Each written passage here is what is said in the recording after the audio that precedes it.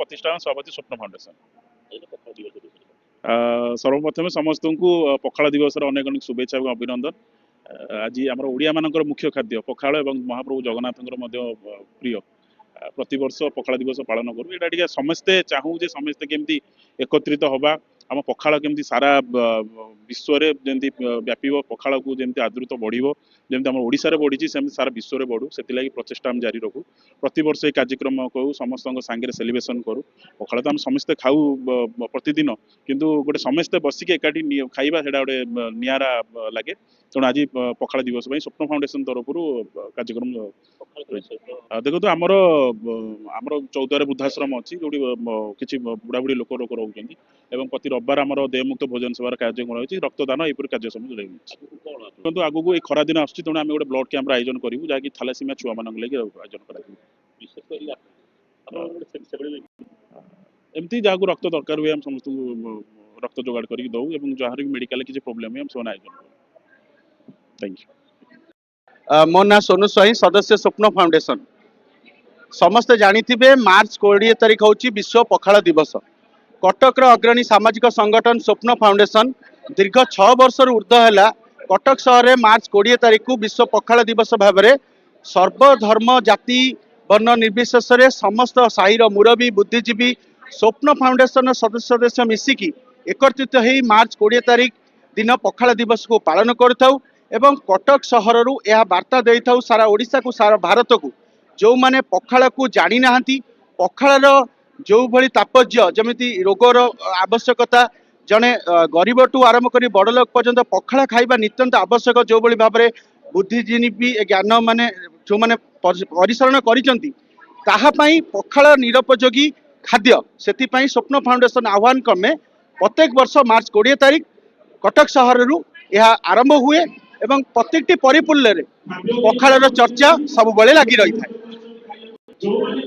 देखो पखाल सहित कौन होटेल रेस्टोरेंट पनीर टू आरंभ कर मशरूम न थाए ये पखाल टू बैगण भजा आलू चटणी माछ भजा बड़ी चूरा शाग भजा यही टाइप आरंभ हो गोटे कथा है पखाल कौन प्लास्टिक सामग्री एठारे व्यवहार होना माटी जगार पखाल प्रस्तुत होती माटी जगार पदार्पण कर समस्त खाद्यपेयी मान आमर स्वप्न फाउंडेशन सदस्य 500 ऊर्ध्व अच्छा जमीती कि आज मार्च 20 शुक्रवार पड़ुची कर्ममय जीवन भितर 100 सदस्य थिले बाहर बुद्धिजीवी साधारण नागरिक 200 ऊर्ध्व लोक एठारे उपस्थित हो खाद्य प्रणाली व्यवस्था कर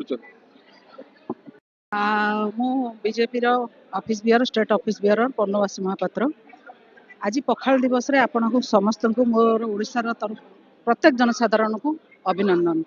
एटी भगवान को प्रसाद रूप में ग्रहण करा जाए पखाल एवं जन चाषी से तार कर्मस्थल को जिते जाए चाष कम करने से भी खाए पखाल पखाल आम भितर गोटे माने अंगांगी भाव गोटे संपर्क निबिड़ संपर्क जोटा कि पखाल खाइले आम भीतर शक्ति आसे पखाल खाइले आम इम्यूनिटी पावर बढ़े एटा आदिम कालरू जोटा कि साइंस जो सृष्टि करता बर्तमान साइंस कौन पखाल तोरण सबुठ अधिका अच्छी कौन आम प्रोटेक्शन शक्ति अधिका अच्छी किंतु आम पूर्वपुरुष मैंने से पखाल को केतले जहाँकि ओडियार प्रतिस्पंदन हूँ पखाल से मैंने आविष्कार करते तो पखाल को ऊपर से जान नथिले पखाल उपर एते तार ये गुण अच्छी किंतु से देखु ताकू खाद्य रूप में ग्रहण कर चलते से पावर इम्यूनिटी पावर बढ़ुला से कठिन कठिन परिश्रम करते आजिका समाज में देखो जमी फास्ट फूड को दि जाऊँगी प्राधान्य दि जाऊँगी पखाल को दूरे जाऊँगी से पाखे इम्यूनिटी ताकतटा कमी जाऊँगी तेणु मुझे मध्यम आमर ओडिया अस्मिता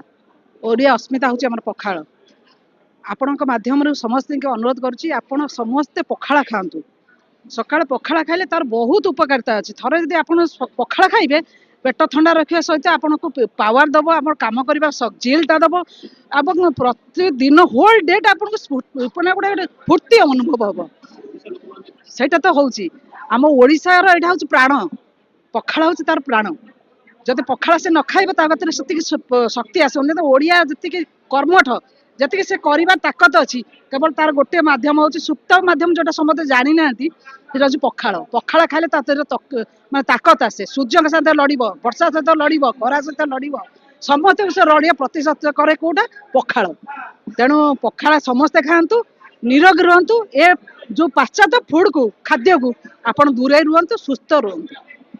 ଆଜିକା ଦିନରେ ମୋର ଏତିକି ବାର୍ତ୍ତା ରହିବ। ମୋ ସ୍ୱପ୍ନ ପରିବାରର ମେମ୍ବର ଜଣେ। ଆଜି ପଖାଳ ଦିବସର ଅନେକ ଅନେକ ଶୁଭେଚ୍ଛା ଓଡ଼ିଶା ପରିବାରକୁ। ପଖାଳ ଆମ ସ୍ୱାଭିମାନ, ଆମ ଅଭିମାନ। ଆମେ ଚାଳ ଘରୁ ବଢିକି ଆସିଛୁ, ଗାଁରୁ ବଢିକି ଆସିଛୁ। ପଖାଳ କଷା ଆମ ପାଇଁ ଅମୂଲ୍ୟ। ଆଉ ତା ପାଇଁ ସବୁଠୁ ବଡ କଥା ହଉଛି ଯେ ଖାଲି ଇଏ କେବଳ ପଖାଳ କଷା ପେଟକୁ ଶାନ୍ତି କରେ ନା, ତା ନୁହଁ। ଏଥିରେ ବହୁତ ଔଷଧୀୟ ଗୁଣ ବି ଅଛି, ଯୋଉଟା ଆଜିକାଲି ଜାଣି ପାରୁନାହାନ୍ତି। ବଟ୍ ଆମେ ଓଡ଼ିଆ, ଆମ ପଖାଳ ଭାରି ବଢିଆ। ଧନ୍ୟବାଦ ସ୍ୱପ୍ନ ପରିବାରକୁ, ସମସ୍ତଙ୍କୁ ଧନ୍ୟବାଦ ଯେ ଆମେ ଗୋଟେ ପର୍ବ ପରି ଏଟାକୁ ପାଳନ କରୁ ପଖାଳ ଦିବସଟାକୁ। ତେଣୁ କରିକି ଏଠି ବର୍ତ୍ତମାନ 500ରୁ 600 ମେମ୍ବର ଆସିକି ଆମେ ଏକାଠି ହଉ, ଏକାଠି ଖାଉ, ଏକାଠି ଖାଇକି ଘରକୁ ଯାଉ। ଆଉ ଏତେ ଭଲ ଲାଗେ ଏଇ ଦିନଟି, ଅବିଶ୍ଵସନୀୟ। ଧନ୍ୟବାଦ ଜଣାଇବି ଓଡ଼ିଶାବାସୀଙ୍କୁ। ପଖାଳ ଦିବସର ଅନେକ ଅନେକ ଅଭିନନ୍ଦନ। ଧନ୍ୟବାଦ।